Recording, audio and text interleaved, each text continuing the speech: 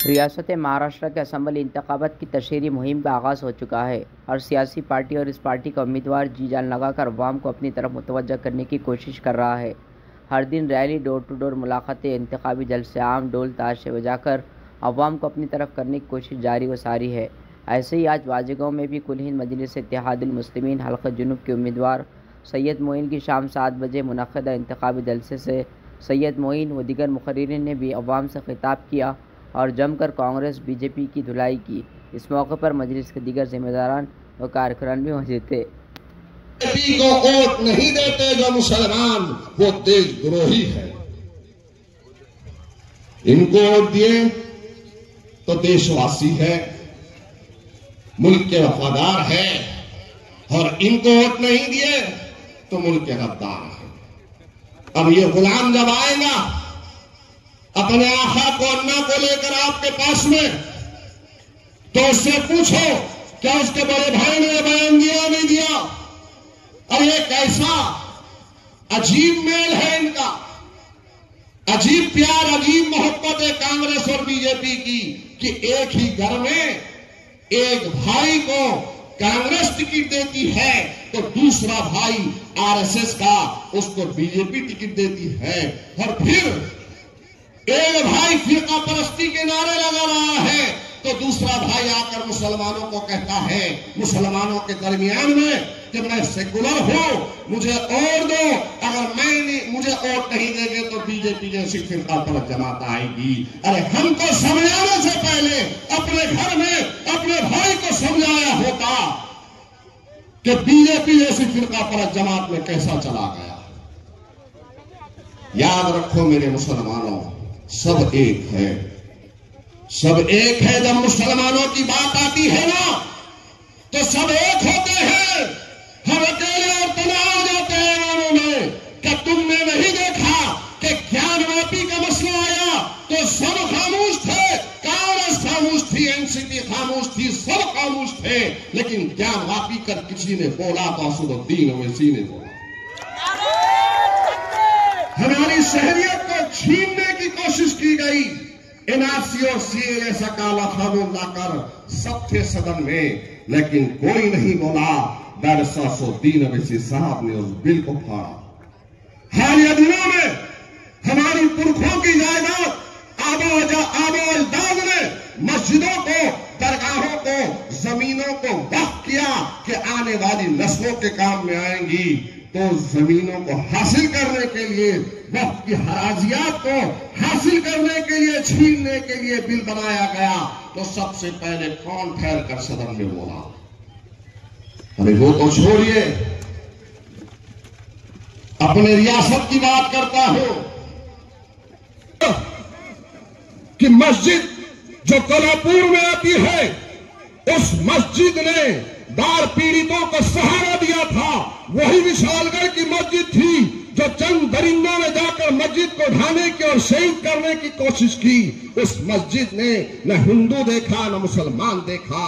जो भी बार पीड़ित थे, मुसलमानों ने वहां की मस्जिद की कमेटी ने बुलाकर उनको उस मस्जिद में सहारा दिया।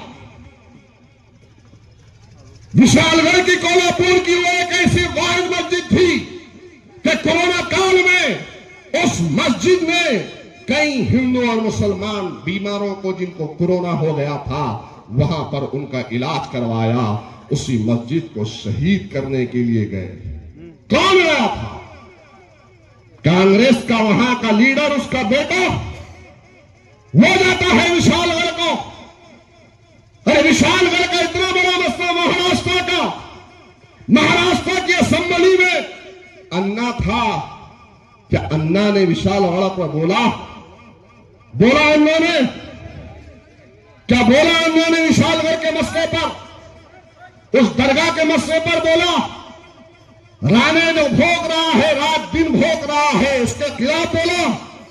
अरे वो तो छोड़िए, रसूलुल्लाह सल्लल्लाहु अलैहि वसल्लम की शान रिसालत में एक गुस्ताख जो अहमदनगर का है, उस रामगिरी ने अल्लाह के रसूल की शान में गुस्ताखी की।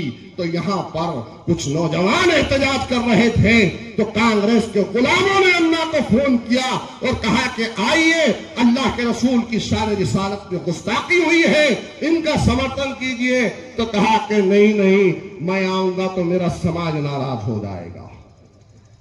ये है, अरे हम कब से आपको समझा रहे हैं, ये सब एक है, ये सब एक है। जहां मुसलमानों की, कलमे वालों की बात आती है, मस्जिद की, हिजाब की बात आती है, रसूलुल्लाह की बात आती है, कुरान की बात आती है, जब आपके दाढ़ी और टोपी की बात आती है, जब आपके मदारिस से दीनिया की बात आती है, जब आपकी शरीयत की बात आती है, तो कोई नहीं बोलता। बोलता है तो अलहाज बरसा सो दीन वैसी साहब बोलते हैं, मजलिस बोलती है।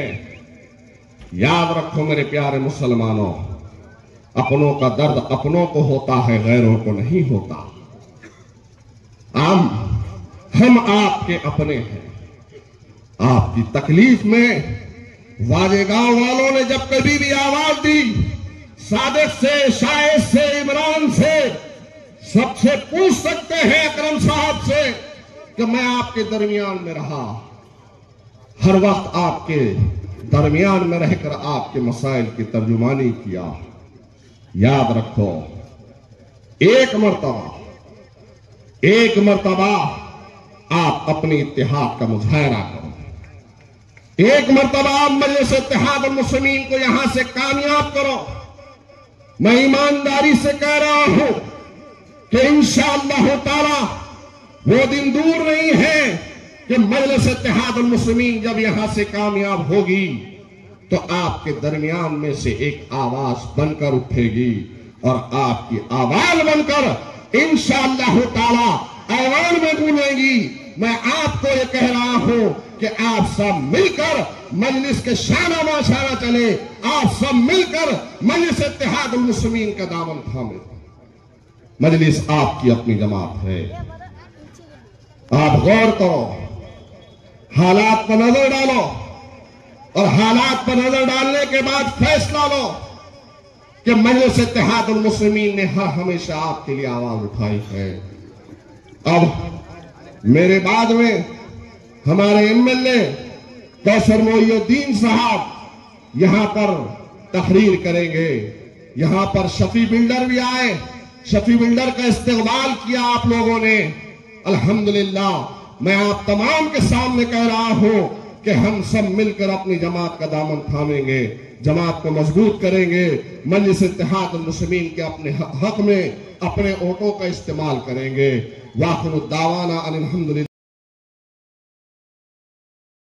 नांदेड़ की सियासी, समाजी, माशी और अवामी खबरों के साथ इश्तिहारात के लिए हमसे राब्ता करें।